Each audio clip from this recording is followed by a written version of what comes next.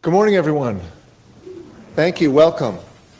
I'd like to start out by thanking you for coming and being part of the OWASP security ecosystem. So I'm going to get right to the point today because I've got some messages that I want to get out here. If you look at application security today, if you look at what we're doing, how we're succeeding, we're pretty reactive to what's happening. We're actually pretty far behind the curve in terms of new technology.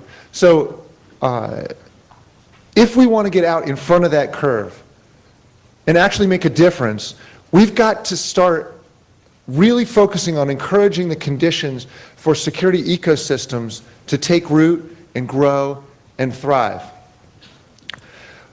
So today I'm going to talk about this problem a bit. I'd like to start by pointing out an observation that I think we've all seen and heard and read. Bruce made an interesting observation that security is a process, not a product. But I started, I like that quote, and I've always, just sort of accepted it, but I started thinking about it, and what is this process exactly? Does anybody know what the process is that will sort of magically make you secure? I don't actually think it exists. And so I prefer to think of security as an emergent property, as an artifact of a security ecosystem that consists of people and process and technology. And through the operation of that ecosystem, we produce security. It emerges from that ecosystem in its operation. Now, over time, these ecosystems can evolve. They make progress on security. So you've seen the interaction of new attacks coming out, new defenses being formed. Together they make a coevolutionary spiral that evolves together. And that's how we make progress in application security. Right? That's how we move down the road. And we can be pretty clear that wherever we see security, there's a healthy ecosystem behind it. Where there's no history, there really is no security. So I'd like to focus in on that today and talk about how this works. I'm going to zoom way back out and look at how our ecosystem actually operates. There's currently about 10 million software developers in the world, and roughly 1 trillion lines of code that we've created over the last 30 years. I'd like you to, for just a few minutes, I'd like you to imagine that we took that entire software world and we collapse it way down to only 100 developers, 100 applications, and 100 companies. And let's look at how this world actually appears. 83 of the applications in this world have a critical vulnerability. 72 of these apps have cross-site scripting. 40 apps have SQL injection. One company, and I'm being generous, one company has a responsible application security program. One developer, again, I'm being generous here, one developer has any security training in their background. 100 of those applications contain code of unknown origin. And 90 of the applications contain a library that has known flaws and that are unpatched. 5 of those applications have received some sort of security scrutiny, a pen test or a scan. Only one, again, I think this is sort of a rounding up, one of these applications has had a security code review.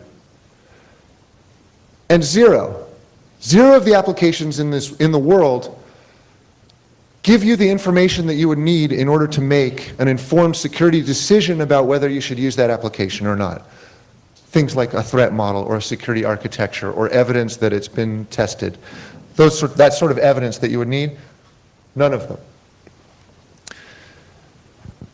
So I'd like you to consider this world. Is you have to ask yourself, is this the type of software world that I want to live in?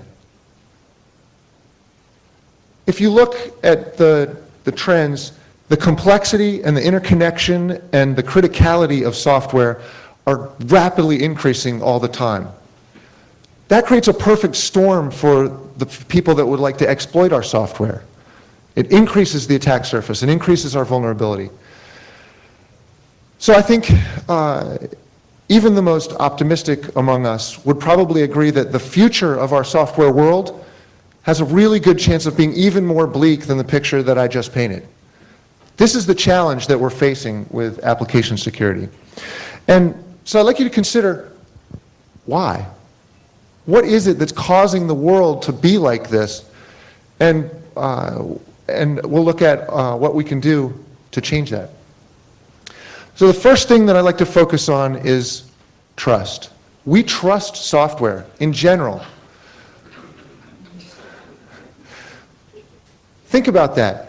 Most people blindly trust the software that we use. We don't have information to make security decisions about it, so we trust it blindly. In fact, it's even worse than that.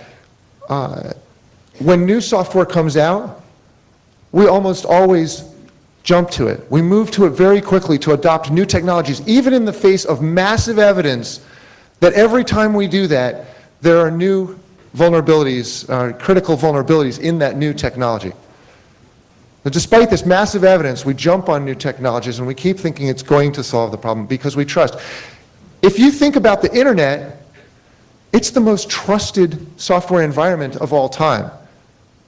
And I don't mean trust the good way, I mean trust the bad way. Like we blindly trust it without any real good reason for doing that. But we trust it with our finances. Even if you don't want to, you're trusting it with your finances. We trust it with our defense, our energy, our personal information, and our healthcare information. We're trusting this billions of lines of code, and we have absolutely no idea what's in there. So that's the first issue. And that really sort of brings us to the second problem, is when we trust blindly, there's a knee-jerk reaction when we find a vulnerability to blame those that created the problem.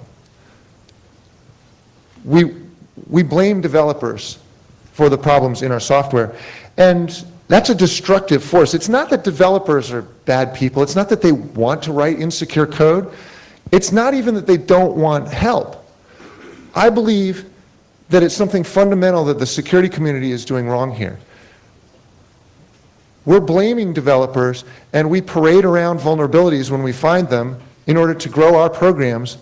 And frankly, a lot of the people who are practicing security aren't really trying to generate secure applications. They're trying to find vulnerability, they're trying to find insecurity, but they're not focused on creating security. That's something I think we need to change. Because right now is a time when more than ever, we security community need to work side by side with developers. That's the only way that secure systems are going to get created. We need to be in the trenches with them creating security.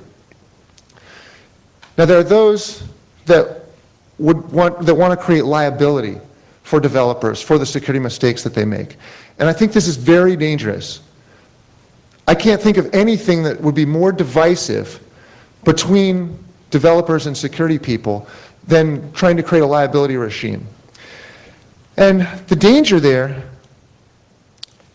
I actually think this blame is really important to think about when you think about these ecosystems. I think of this blame as acid rain for our security ecosystems. It destroys it.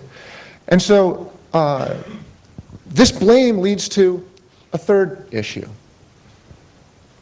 We hide security, which is natural, right? If you're a developer, you're writing code, and you know that the security guys are going to come in and make your life terrible, they're going to embarrass you, you're going to hide the details that they need in order to analyze the security.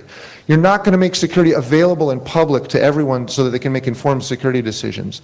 So we've got this really bad trend towards hiding security and not disclosing and not making things open and public. And I think we're sort of headed the wrong direction there.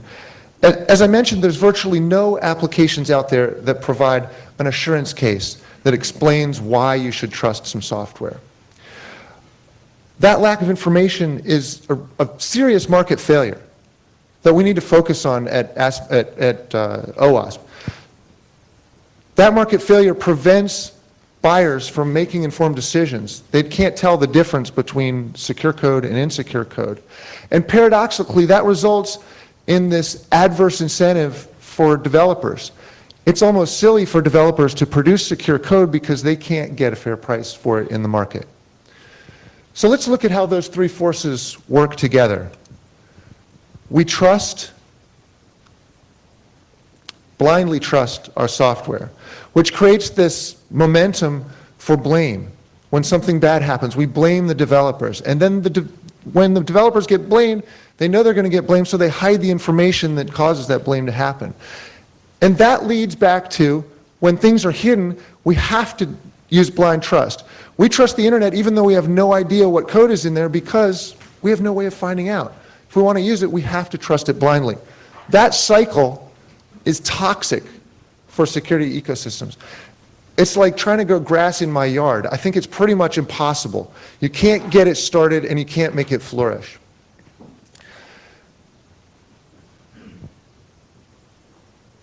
So I want to focus on a counterexample for a moment. An example of an ecosystem, well, first let me talk about some of the trends that you see. Have you noticed that we keep making the same mistakes in security over and over again? How many times do we have to learn the lesson that you shouldn't mix up code and data? Yet every time new technology comes out, and HTML5 is right in there, we mix up code and data.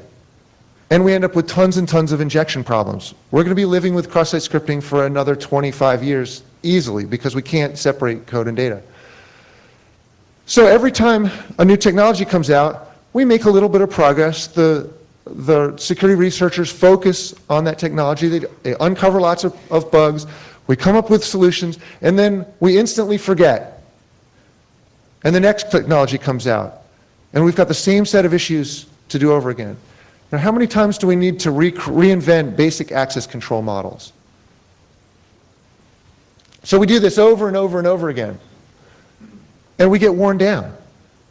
The builders over here, the security defenders, get worn out. You can't keep up with all the new technologies that are coming out because it's too much. So I want to look at a counterexample.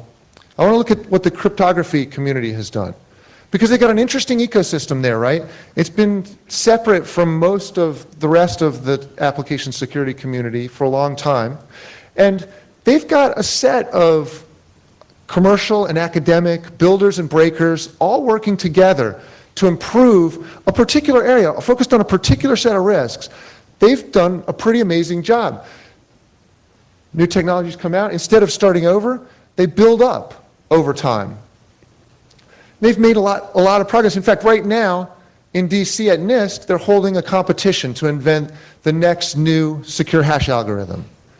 They've got an American Idol style contest that's attracting builders who are inventing new algorithms and submitting them, breakers who are trying to analyze them and find flaws.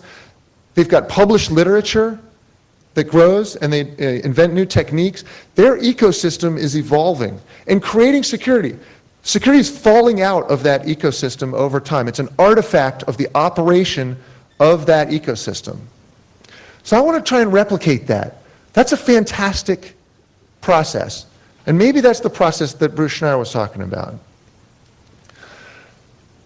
Another example that I want to talk about is something that we did at OWASP this summer. OWASP this summer hired an intern named Craig Yunkins. He's a brilliant young kid. He goes to Carnegie Mellon University, and he's very quiet, so I'm sure he'll be embarrassed when I say that he is a rabid Python fanboy. Now, Craig noticed something interesting. He noticed that there was no place to go for Python security. There are a few articles here and there around the internet, but no real place to go. And so together we decided to try to create a Python security ecosystem. He set up pythonsecurity.org. He gathered a bunch of information off the internet and pulled it together in one place. He created a structure